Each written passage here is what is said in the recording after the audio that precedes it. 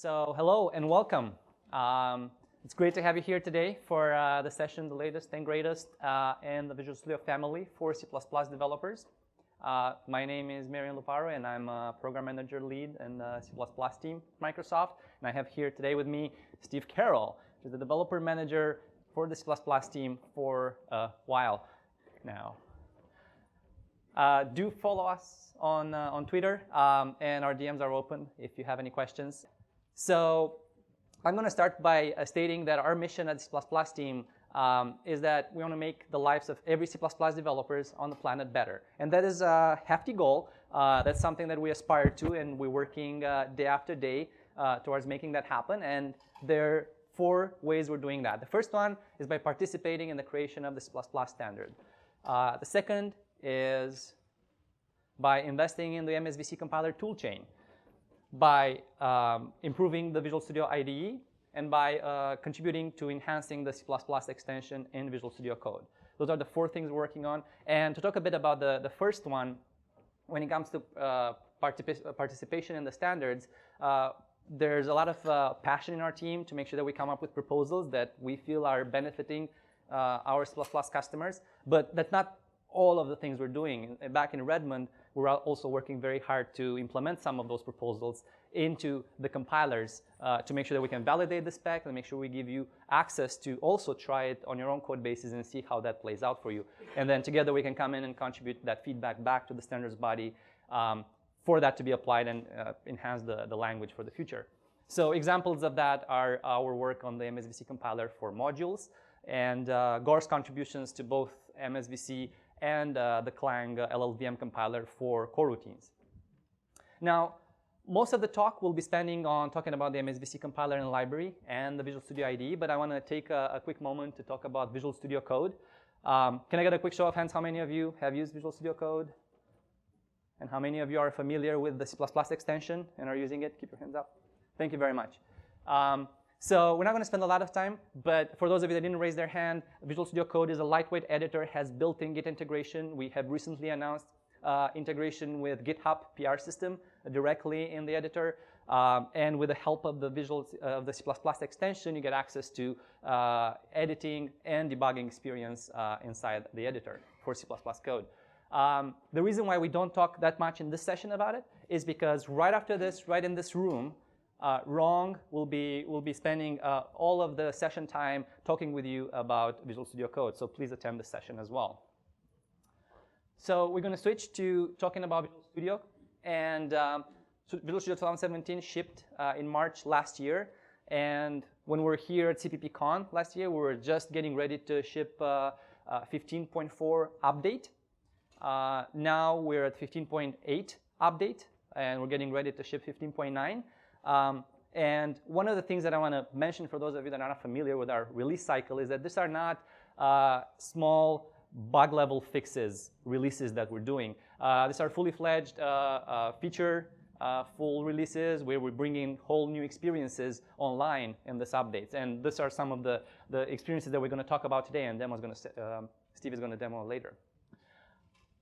But before we go there, I want to take you down memory lane for a quick second and show you that these are all of the releases that Visual C++ ever shipped. And can I get a quick show of hands? How many of you have used Visual C++ 6? Okay, keep your hand up if you used version 4. Keep your hand up if you use version 1. Heroes. Thank you for your search. Okay, congratulations. That's very impressive. So the reason I brought this up is because this year is a special milestone for Visual C++. We are celebrating 25 years since Visual C++ 1.0 shipped. We're very proud of the legacy that the Visual C++ product has and of the technical breakthroughs that it brought into the market throughout the years. This is, for those of you who attended the pre-show, this would have been the place where the symphony orchestra would have played. Okay, yes. Thank you. So yeah, happy anniversary, Visual C++, and we'll look forward to the next 25 years.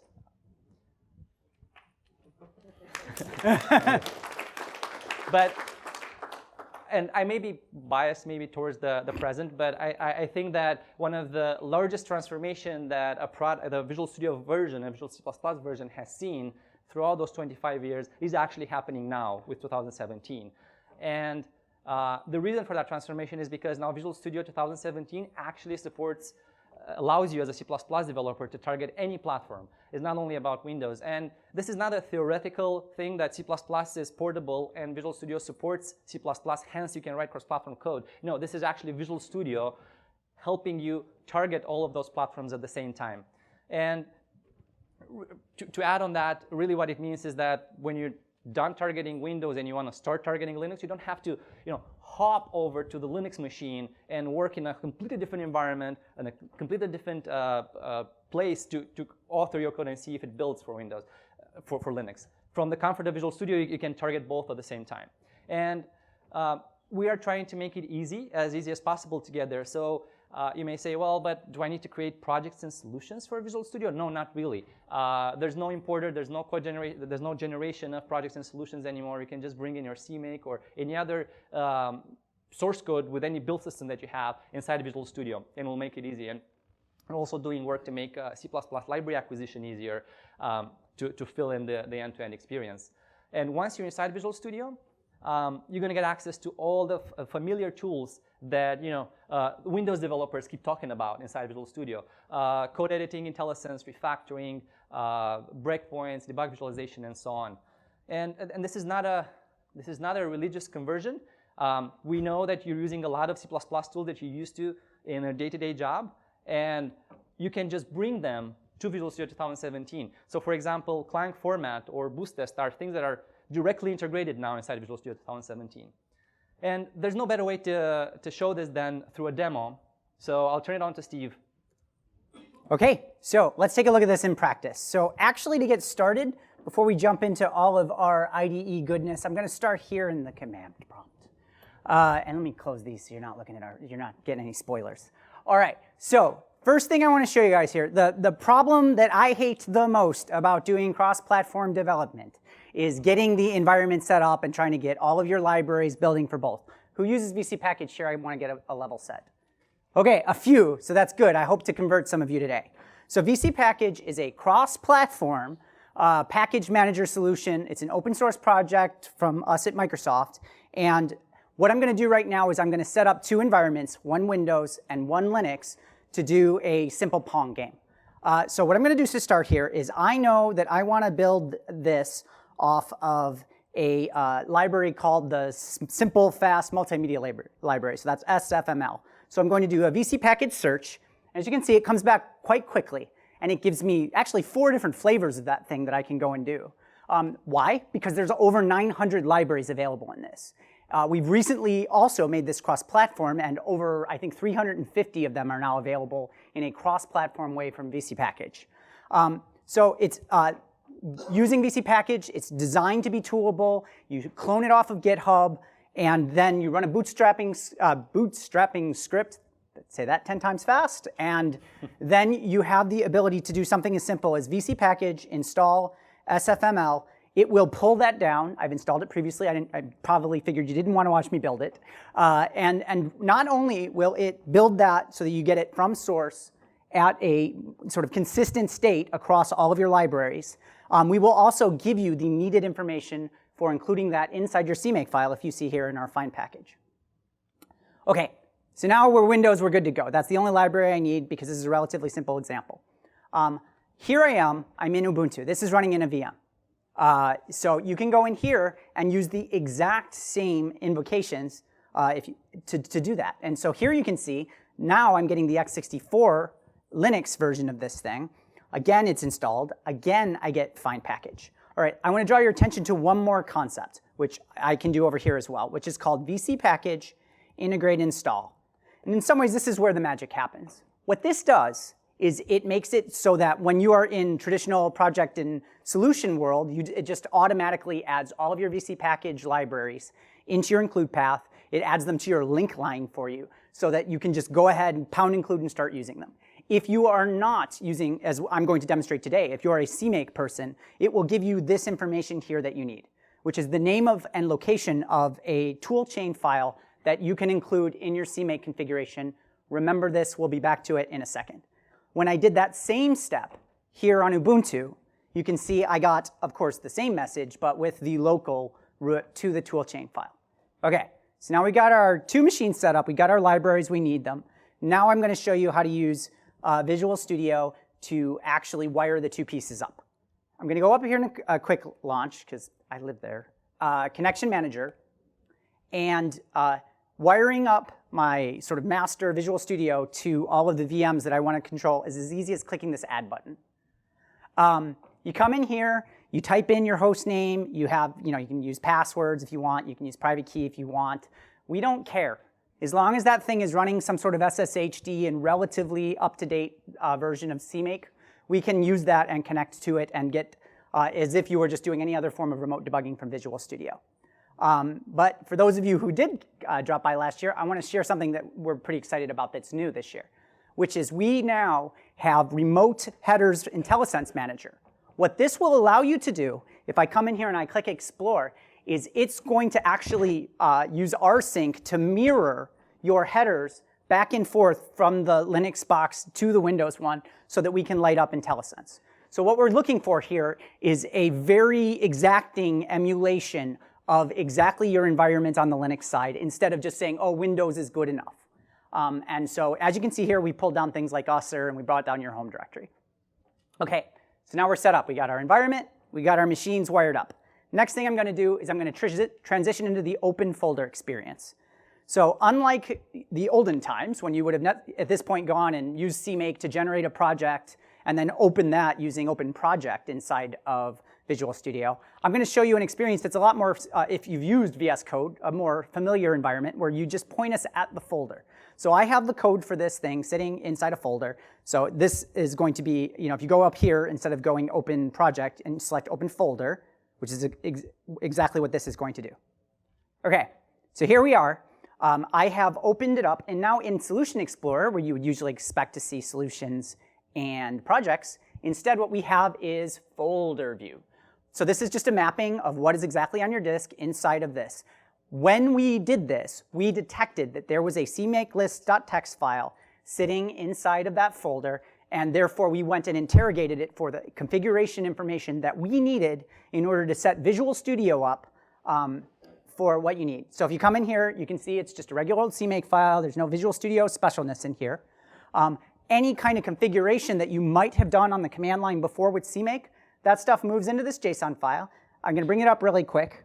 And again, this is just a file sitting there next to the cmakelist.txt file. I want to stress that there's kind of a lot of text here, but this text is mostly boilerplate, right? Like the only thing that we actually changed here is right here.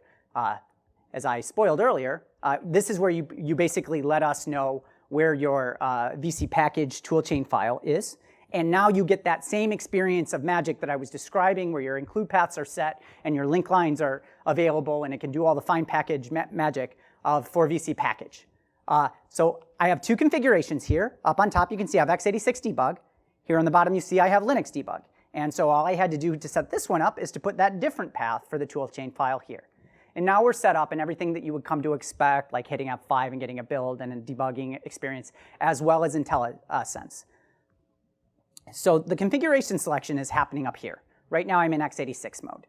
So let me show you something that I think is really an underappreciated feature of this. So if I come in here and I see this all the time, I'm a Windows developer first and foremost, right? But at Microsoft we see more and more teams moving to also target Linux.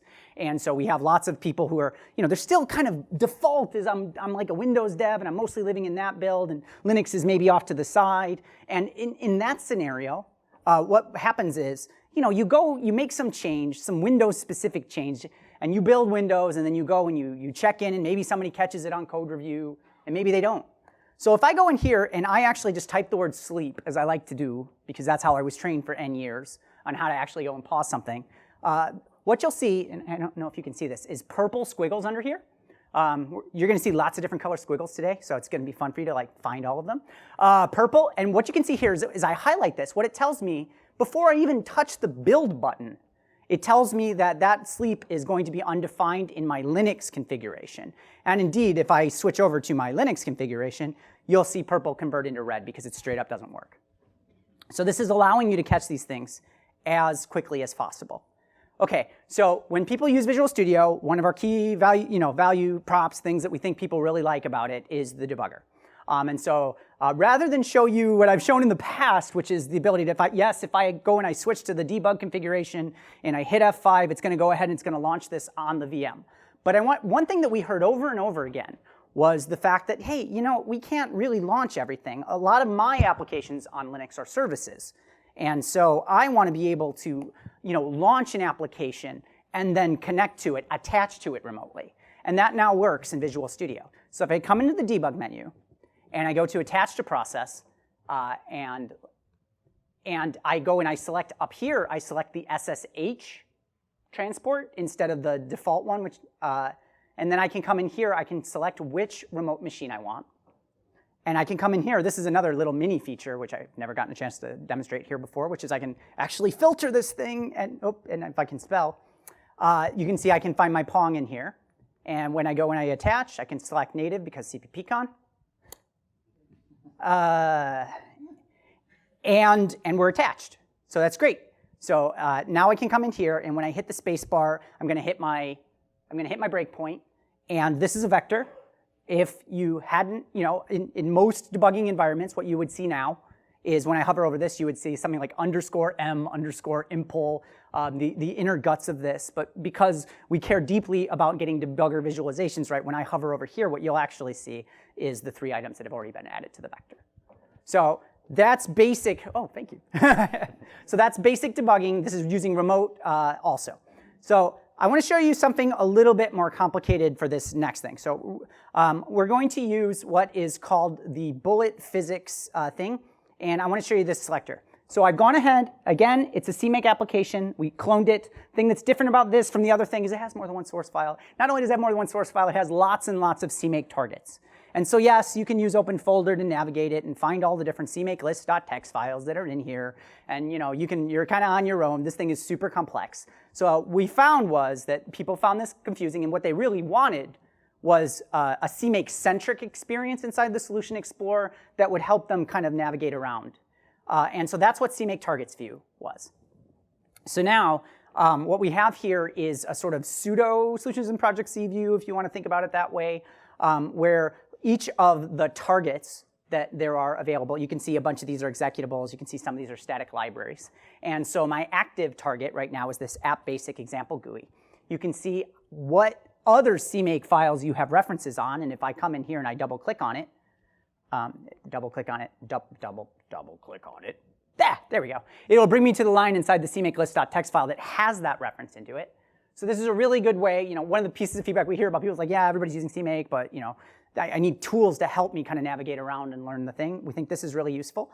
Another thing I want you to know about that is relatively new is we now, even in CMake mode, when you right-click on a file, so you now have the very, very requested feature of being able to compile just a single file.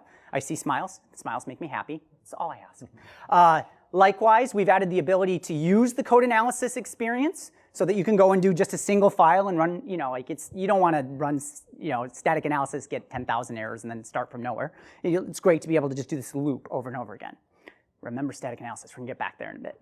Also, as Marion pointed out, we're trying to make sure that we are friendly to the entire ecosystem of C++ tools. So the unit test experience, as you can see, if I come over here, all you have to do is build. This thing has a set of Google Test unit tests associated. We support Google Test. We support, of course, the original MS Test framework, as well as Boost Test. All of these, when you do a build of your project, we will automatically detect the existence of these unit tests, and then you can control them here in the Test Explorer. You can, make it, elaborate test lists. You can choose different sets to run, and you can even do something like this and actually go in and debug them. So, real good way of figuring out why is this unit test failing. So we make this easy. We've added some good integration right here, so you don't even have to use Test Explorer. If you're inside that file, you'll see these code lens indicators that will tell you where the places are. where the thing is happening. So that's really useful. All right, so that is sort of like a whirlwind tour of the cross-platform development support that we've added recently inside of Visual Studio. Marion, hurry up, back. All right, thank you, Steve. So OpenFolder is a complete new experience inside Visual Studio 2017. And Steve showed you how CMake works inside it, but it works with other build systems as well. With a bit help up from configuration, you can also target not only Windows, but other platforms as well. And once you're inside Visual Studio, you get the familiar experience that you're used to.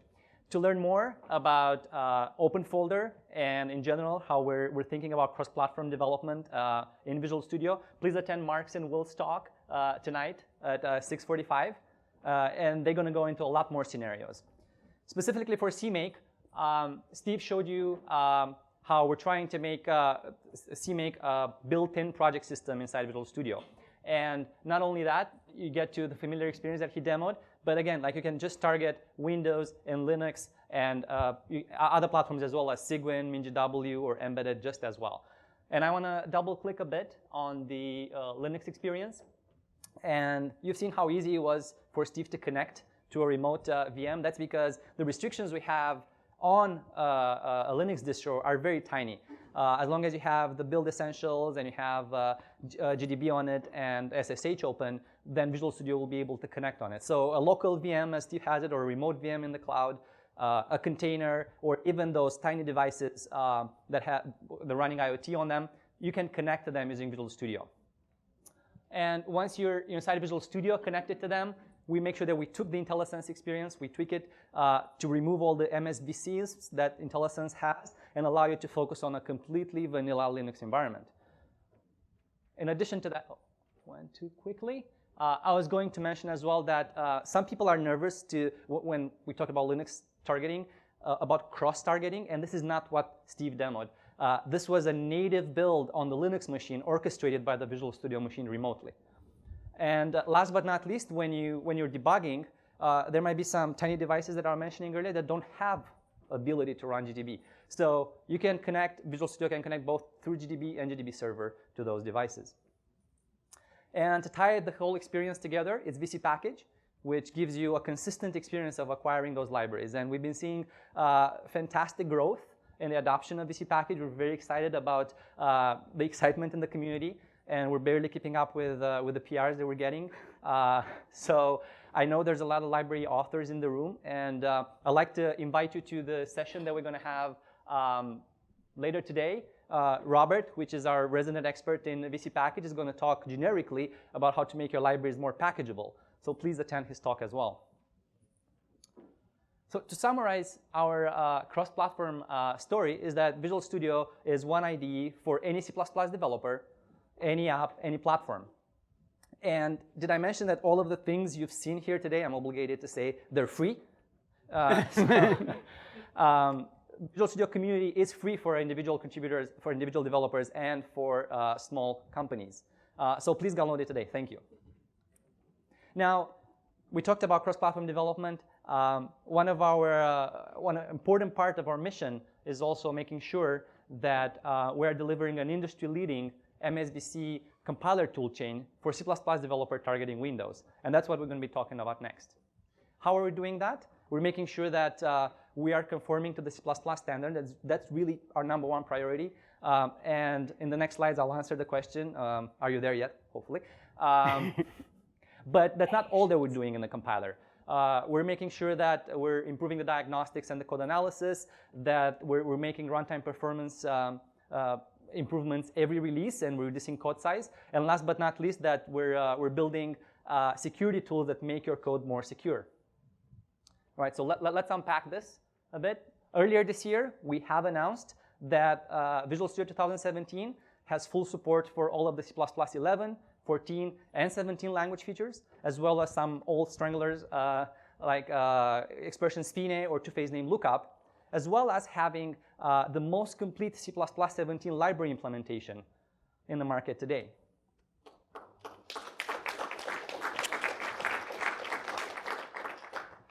Now, going back to the question of are we there yet? I acknowledge that the definition of there may be different for different people, and we are getting some questions after the slide as follow-up questions, and some of them are captured here. Can MSVC build HANA? Can MSVC build ranges v3? Have you done variadic macro support in the MSVC compiler? Those are the top 3 questions. If you have other questions as follow-up to this slide, please check with us after this. We'd love to talk with you about it. But in the next slide, I'll try to unpack this question. So I don't have much love for evil macros left in my heart, but I'll start with the preprocessor and let you know that we have improved the preprocessor significantly. We have lots of fixes, and they're behind compiler switch in 15.8. So now I have most of the features that you need for doing all of the preprocessor craziness that you shouldn't probably be doing. But it's off by default because it is a breaking change for our compiler, and we'll talk a bit more about what that means for us. Also, in 15.8, we have worked with the HANA author to solve all of the bugs that we have in our compiler that were affecting building Boost HANA with our compiler. So 15.8 can build clean, I think, the Boost version 1.68 of Boost HANA. So thank you to Louis. And great job on the C++ team. And today, we're announcing that with 15.9, which is coming soon, the MSVC compiler will also be able to build ranges v3. If I can use the clicker. We have a long tail of bugs, and we're growing very, very confident that those bug fixes will make it in, and 15.9 will be that release. Or heads will roll. Noted. You can see the comment over there that ranges v3 is only available in permissive minus, and this is a good opportunity for me to tell you more of what permissive minus actually is. So in the most literal sense, permissive minus is a compiler switch. What really is a compiler mode in which the MSVC compiler becomes a lot stricter to conforming to the standard. So enabling features like expression spine or two-phase name lookup are being enabled with the switch. And what this means in practice for you is that all of the MSVC extensions are out of the way, and this is the tool that you should be using if you're doing cross-platform development. Let me emphasize that. With the 15.9 bug fixes that are going to go in, that we're working for ranges v3, we believe that permissive minus is the best tool in the market for you and your team to be able to write C++ portable code today. So now, if I say that permissive minus is that such a good tool, why isn't really on by default in the compiler? That's a follow-up question that we usually get. And it's a fair question. Permissive minus will be on by default soon. But the challenge is that there's a lot of code for the past 25 years and more that has been written with a more relaxed MSVC compiler. And we're trying to make sure that we're helping the whole ecosystem move to use permissive minus. But we are very obsessive about the fact that we want everybody to move to the latest version of Visual Studio and the latest version of the compiler first. And we don't want to leave anyone behind when if they're not conforming with what permissive minus require them to do, then the changes they require to be in the code. So to highlight how obsessive we are about upgrades and making sure that everybody is on the latest version of Visual Studio 2017, this is a full slide covering all of the improvements that we made in 2017 to make sure that everybody is able to migrate. So we have all of the compiler versions shipping in box, so that if you have to lock in on a version of a compiler, you can still use the latest IDE. We have binary compatibility. We have the compiler switches that I was mentioning earlier, permissive minus, but also the language conformance features, C++, 14, 17, and the latest, that are opt-in. You only bite as much as you can chew, but you can still make that experience inside Visual Studio. And last but not least, Steve demoed VC Package, and that's another way of speeding up migrations and by making sure that all of the open source library that you might have figured out in the past how to build it yourself, now they're very easily accessible in VC Package.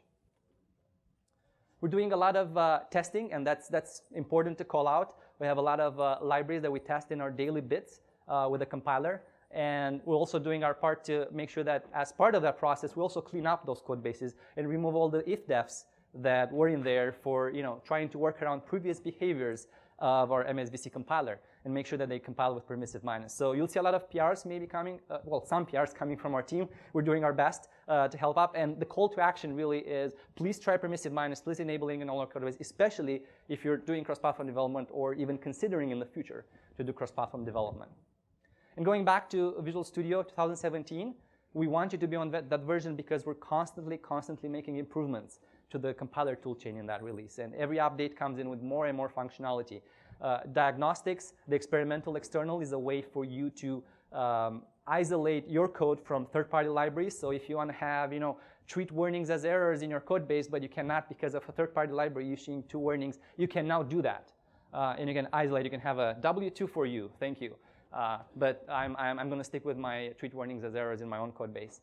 And speaking of code analysis, we're constantly improving core checkers as well. Can I get a quick show of hands? How many of you are using code analysis monthly in our Visual Studio product? Keep your hand up if you're using it weekly. And keep your hand up if you're using it daily. Okay, look around you. You should be more like these people. We have a demo for you coming up soon. Yes, all right. Yes, and Steve will show you more of how we're trying to make it easier for you to actually use the static analysis tools. We're adding a lot more checkers every release, and some of the quick updates, some of the more recent updates we have in the lifetime management, which ties in with the lifetime proposal that recently Herb made. Our compiler toolchain has support for that. And if you're doing single-threaded debugging, don't attend Anna's talk. Because she's going to talk about how static analysis can catch racing conditions and deadlocks. Anna is our resident expert and the lead of the analyzer team. So I definitely recommend that session, and as well Herb Sutter, of course. Also, if you want to win an Xbox. All right, so we talked about conformance and we talked about static analysis. The big news in terms of runtime performance is that we're improving SSA optimizer in liner improvement, and that's a good reason for you to move to 2017. You're going to get a runtime performance improvement and code size. And when it comes to security, there's one thing. Like, it could be a whole session, 1 hour, what to do with security tools inside the MSVC compiler. There's one thing takeaway is the runtime protections that our compiler has. So if you don't know what guardcf is, and if you're not familiar with the Spectre vulnerabilities and the QSpectre switch that mitigates some of those, please do go and check out that URL. All right, so now we're going to switch gears to talking about the Visual Studio inner loop. And really what I mean by that is your developer inner loop, by editing, building, writing tests, then diagnosing them, and the day right before leaving for vacation, checking in everything in source control. And we're going to talk about performance, we're going to talk about build throughput, and then productivity. When it comes to performance, the job of Visual Studio, the most important job for Visual Studio is to get out of the way. And that's what we've been working on in 2017. We improved the first time you load Visual Studio by 1 order of magnitude. But really what the most important thing that we did is the second time you load it, so your constant reloading of Visual Studio, it will be as fast as 15.4x improvements in performance. And this is also going to take a lot less memory once the process is done. And we could have stopped there, right? I mean, 15.x is a significant improvement. But in 15.7, we went one step even further.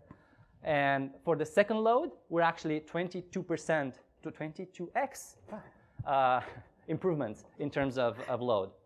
And I think you know where this is going. We could have stopped there. But we also improved in 15.8 the cold load, the first time you load it. And now compared with 2015, we're actually at 2.5x performance improvements. And we really believe that Visual Studio 2017 is the fastest Visual Studio out there for C++ development. Now, the memory improvements we made, they're not only tied to the start of a session, but also during debugging, you get a lot less memory usage. And there are a lot more areas of improvements, but I'll call out only other two. It's the find all references and open folder IntelliSense population, which also have seen major improvements. And all of them are X terms improvements. Switching gears and talking about build throughput, we worked very closely with game engines and game authors in the industry to understand their build requirements and make sure that we can make changes to the compiler toolchain to improve build throughput for them. And we're happy to report that we've seen between 14 and 16% improvement in a full build when you're moving from an older version to 2017. But that was not really the focus of the work. The focus of the work that we were working with them was to improve the incremental build, the thing that you do every day. You change a file, you build it, and you can't wait to get to your breakpoint. And we're happy to report that there, we're actually seeing a 2x to 4x improvement in the time it takes for an incremental build to finish. And if you're familiar with our debug fastlink support that we added in 2015 compiler, where you get a 4x improvement in the incremental build just by using debugger fastlink, both of those numbers are with debug fastlink on. So this improvement's 2x to 4x come on top of that 4x that we did the release before. And now we're going to talk about productivity, and there's no better way than through a demo. So Steve, have fun. All right, bunch of more stuff to share with you folk. Oh, I'm bad at this though. Where is it? Okay, so for this one, we've got another one of these big code bases. This is OpenTTD. It's like that train game you like. I can't remember what it's called. But in any case, me and Marion have been working on this bug. We're trying to figure out, there's this horrible, horrible memory corruption kind of bug going on here. And we've sort of narrowed it down to this function, this removing the rail station thing. Something about this function is bad. And as I promised earlier, more squiggles. Okay, so we got a new color squiggle here, these green ones. I hope your eye was drawn to that. We were talking a little bit about how ashamed we are at how few of you use static analysis tools. And so if I hover over this, it tells us this is using a background code analysis run that is telling us, if you guys in the back can't read, it's index 63 is out of valid range, 0 to 31 for buffer stood goods. Okay, so what's going on here? So if you come into the code analysis configuration, you can, oh, I'm sorry, I'm doing that wrong. If we come in here to the project properties, basically what happens is, if you turn on this the background analysis feature, all of the code analysis rules that are set up for the, here in this selector, it will run these in the background. So it's not gonna like, freeze or frost the UI. It will actually kick these off in the background and then bring those into the open files only. And so as you see, you have a lot of selections here. We tried our best to get the defaults right, of course. But we've got a minimalist set there. If you're just passionately going after one of the particular areas of CPP code checking, we give you the opportunity to go after that. You can see we have our lifetime checkers in there. Again, if you want to see Herb's thing tomorrow, that will be a very useful thing for you. And so that allows us to go in there and get this sort of an experience. So I'm going to start working on trying to fix this. So we got 64. So I'm guessing that's this loop bound, right? So I want to draw your attention to something new here. So it's a really clever audience. I'm sure you could have figured out what that macro expanded to right there. You see where it says expands to. This is the new sort of macro expansion feature that we have. But there's another macro a little bit further down where I think will really show this even better. So as you see here, an tile area loop is also in purple, so that means it's a macro.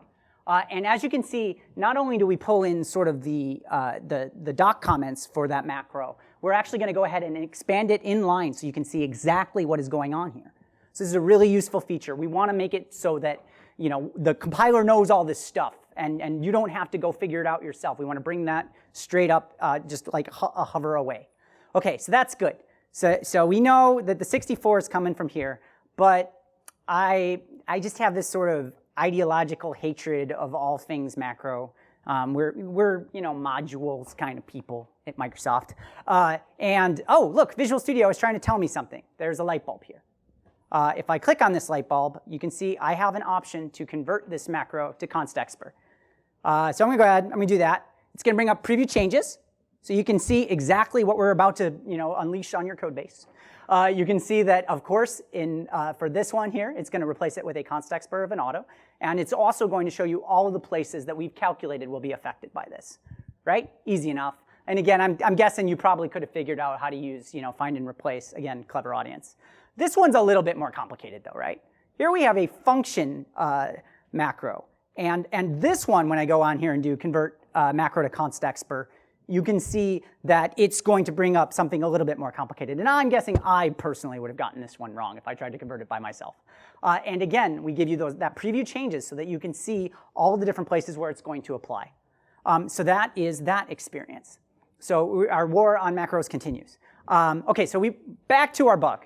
We know we've got the bounds. We know we got 64. I still don't know why that this goods array is 32. If I hover over here, what does it tell me? It tells me, oh, it's of unknown type. Great. But the compiler knows something under the covers here. So let's imagine I go through, I do some find all referencing, and I find out, what's actually is every time this thing is used, T is really a station. So let's give IntelliSense just a little bit of a hint. I'm going to come up here, I'm going to tell it what type I want it to instantiate T as.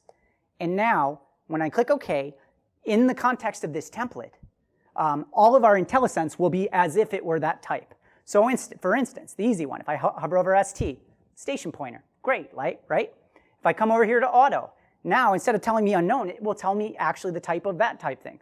And just like you would expect, I can come in here and I can do ST arrow, and I'll get actual completion. You've never had completion for these template functions before, and think of all of those extra keystrokes you had to make. So we're all about fixing that for you. Oops, and accidentally doing too much of it, and then having to back it out. Station. I'll get better at typing, I promise. Okay, so back to my bug. Now I can see that goods is goods entry station 32. So I'm going to pop down into that. I'm going to do a peak definition. I'm going to see that actually this is of size num cargo. So now, yeah, I'll live and let live with this macro. Come up here, I'll replace this, and in the background, it will reanalyze that, and eventually it will go away. While it's working on that, I am going to show you the next feature here, which is we work really hard to make sure that our IntelliSense and our compiler are both in sync. And so, for instance, if you're a big fan of class template argument deduction, we still want to make sure, much like we did with the macro stuff earlier, that this is accurate and that we can tell you the answer so that you don't have to, now that it's not typed out there, you still have access to the information about what those types are. So you can see here it tells you the types of the pairs. So that is a nice little gimme in here. Okay, here's another one. I don't like using namespace all that much, so I'm going to go ahead and I'm going to try to improve this code. I'm going to take the using namespace out. But now I could go in here and type stud : a bunch of times. But what I'm going to show you instead is what's new is called multi-caret editing inside of Visual Studio. So you're going to have to trust me on this because you won't be able to see it. I could go like this with my fingers. Control Alt. I'm going to hold down Control Alt, and I'm going to click 1, 2, 3, 4, 5, 6, and 7. And now when I type std : they all get fixed and the red goes away. I never ever guess which ones are going to be the most excited. Okay, thank you. I like it too. It's good. All right. So, oh hey, look, the background analysis completed and the bug is gone and the corruption is saved. Hooray! All right, next up. I think the debugger is a productivity tool. Why do I think that? I think that because I think it is very true that, like we write code in the morning. We tell people we write code, but we write code in the morning, but then we spend the rest of the day trying to figure out why it doesn't work, right? All right. Oh yeah, the laughter of recognition. So let me start debugging here. First of all, I hit F10 there, by the way. This is a thing not everyone knows. You can start at the entry point if you hit F10. So I'm going to do some stepping. I'm going to just, get pip. Again, I screwed up another demo. So I stepped too far, folks. So this feature that I'm about to show you is really after my heart here. So you may have noticed up here in the toolbar that there is a funny looking arrow in there that didn't used to be there. This is the step backwards button. And so I will draw your attention to the fact that when I push it, I am now in historical debugging mode. So what just happened? So that's great, Steve. You guys recorded everything going on in the UI, so when I push that button, I can replay what happened in the UI, right? No. This is way cooler than this. This is using a facility inside the operating system called process snapshots. And so what it's doing is it's taking these like lightweight copy on write page kind of fancy way of doing super high performance snapshots of these processes. So there's like, if you go in the task manager right now, you'll see there's actually a bunch of them sitting around there. And we'll manage many of these. Like you can store like, I think 100 steps, if I remember correctly. And you can do things like, and come back here, get that set up better. And so, you can do stuff like, I've got destdir in there, right? In the watch window. And now I can, if I learn how to type, I can't use the mouse either, man. All right, and now you can see that you can kind of go back and forth through the steps to see when its value changes. So just to make sure that I really want to land this process snapshots thing. So I'm going to go back here. I'm going to set this thing, I'm going to hover over MGO here, right? So I have the whole heap. I can see like I can go, n layers down inside of this data structure. You can go into the memory window and see what's going on at that point in your thing, and then run it forward again and continue on with your day. So this is Step Back. We're really excited about this. There's a long blog post that was published today that goes into a little bit more detail on this, but we've been asked for this feature for years, and I'm really excited to be able to finally demonstrate it for you folks. I'm going to show you another way to solve that problem. This one is also one of these less known features of the Visual Studio Debugger. Is we've actually supported native data breakpoints for a while, but no one uses them, even though they're amazing. So again, the problem I'm looking at right now is what changed that value of that destdir thing. And so I showed you how you could kind of do it with the step backwards thing, which is pretty awesome. But you can also do this. You can do destdir. You can right-click on here, and you can select break when this value changes. Oh, yeah. All right, and this, by the way, I should have said this a long time ago. This is 15.9, right? This isn't like some far future version of Visual Studio. This one will ship soon. So now, when I go and I hit F5, it jumps to the first place, which is where destdir gets set to null.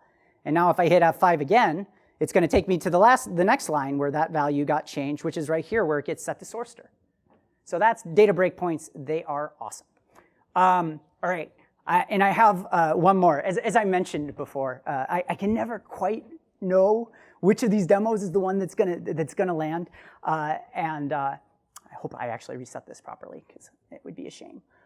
So last year, for those of you who were here, I don't know what your opinion is, but I felt like, hello, Mr. Debugger, let me set a breakpoint. There we go.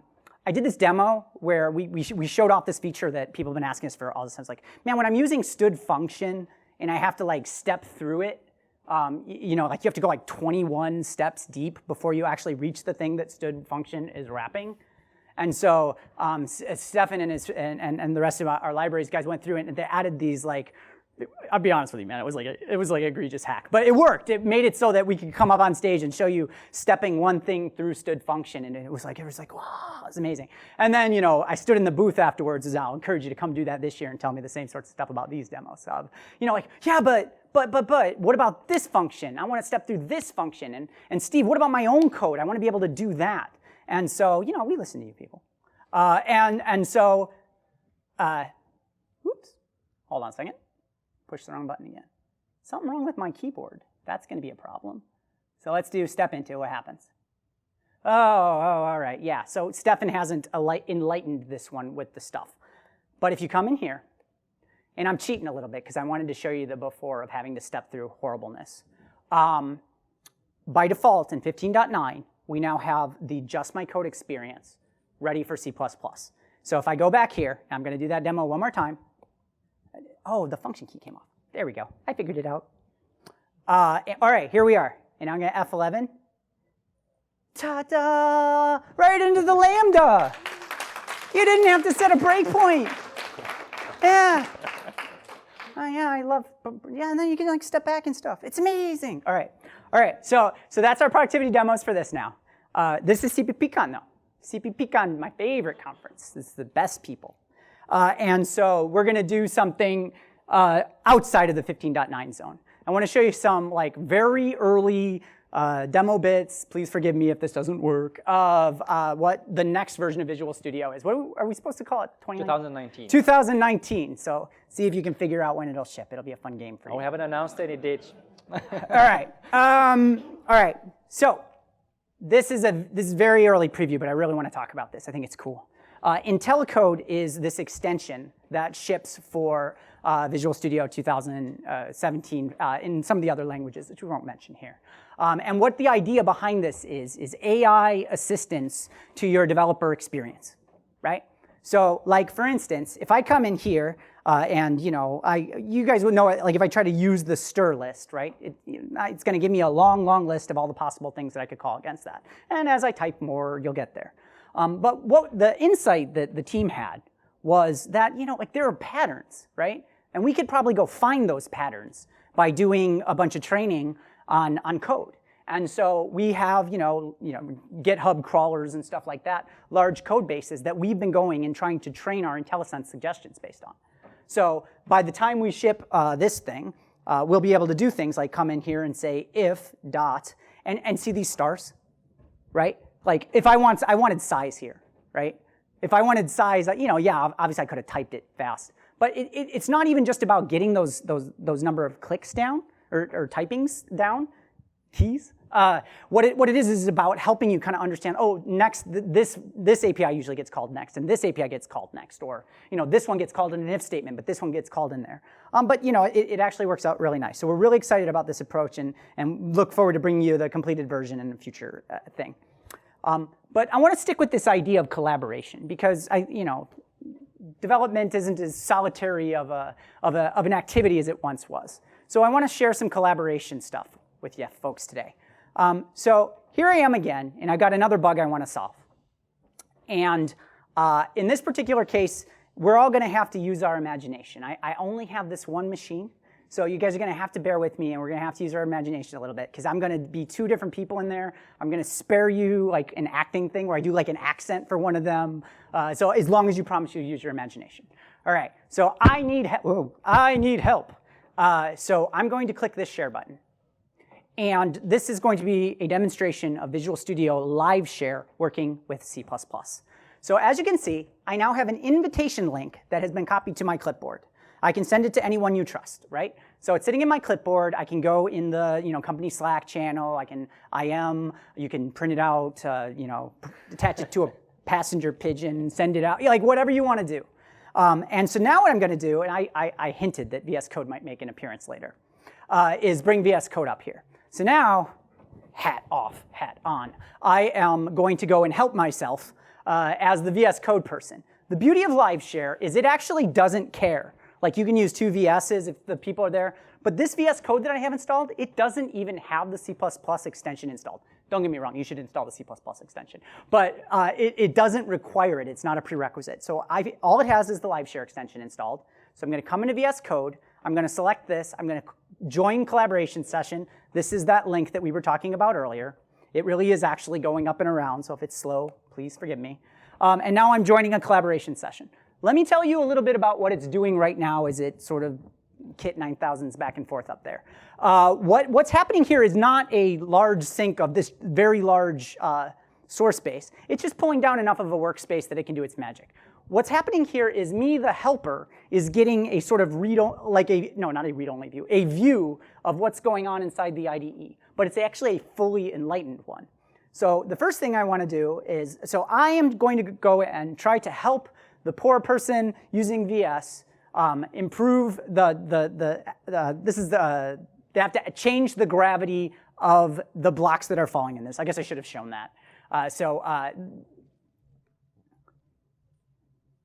Like when this runs, what we'll see, and also just to spoil alert a little bit here, you can see that the build is actually being mirrored over onto the other side, right? So I've got basically a viewer. So this is way better than just try this, try that, right? You can actually see what's going on inside. And so these blocks are going to fall, and the thing I'm going to try to help the person with is to make the blocks fall more like they fall on the moon. So we're going to change the gravity of this. So I'm more of an expert than this person, and so I know that this is a pretty well-used area of the code. It's all of these things go through here.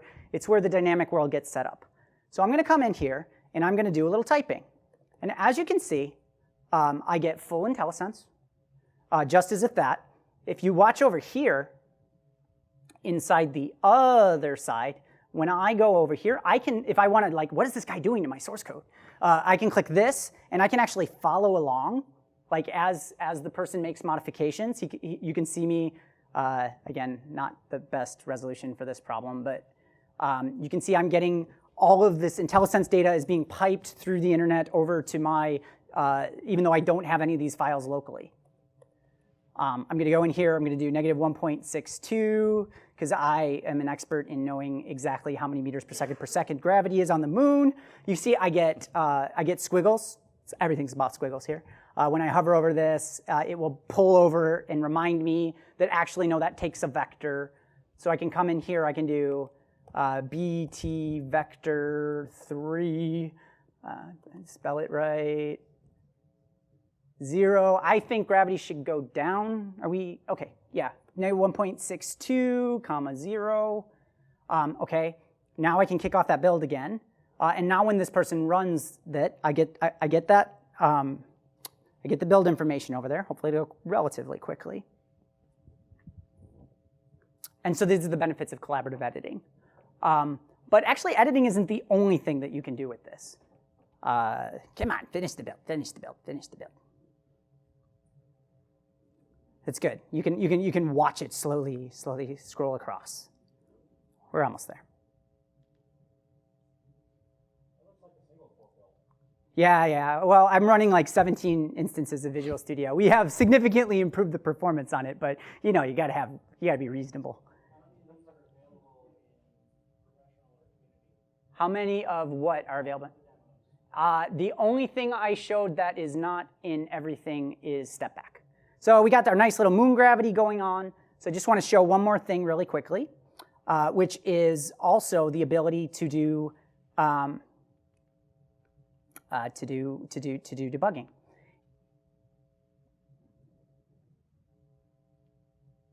And you can see that even over here in VS Code, when I hit the debugger, I can also keep up with what this person is doing. I can actually go in here and see where they are. And that will bring me to that. And I have full mirroring of the debugger experience. So I can go in here and I can even inspect all of the variables. So it's collaborative editing, it's collaborative debugging. All of it together is what LiveShare is all about. And we're excited to bring this to you in the next version of Visual Studio. Back to Marian. Thank you, Steve.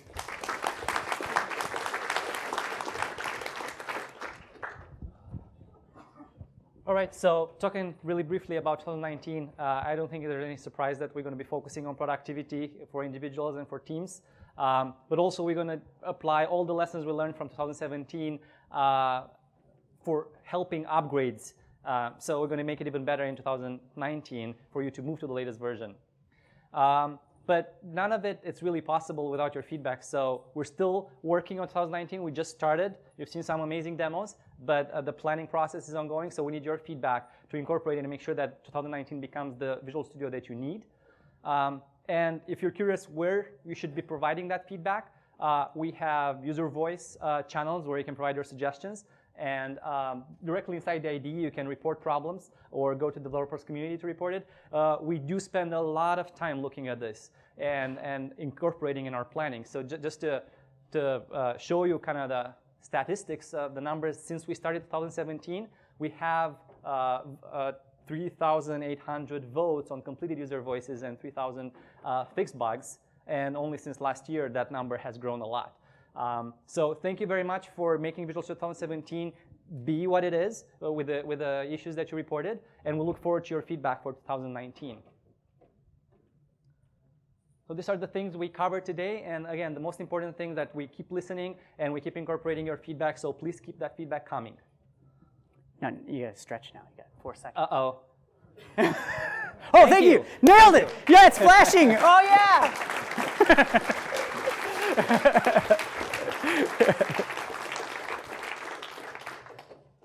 But this is the full list of the session I kind of showed throughout the deck. If you want to take a picture. And we want to be respectful of whoever's next because it's wrong, but do you guys want to ask questions? We'll take them. Yep, microphones. Wrong? Do you want us to get off the, yeah. So is the live helper available in 15.9 or No, so 19? of everything I showed, those last 2 demos, those are all DevNext. Okay. And every other thing was 15.9, Okay. which is in preview right now, shipping, I don't even remember.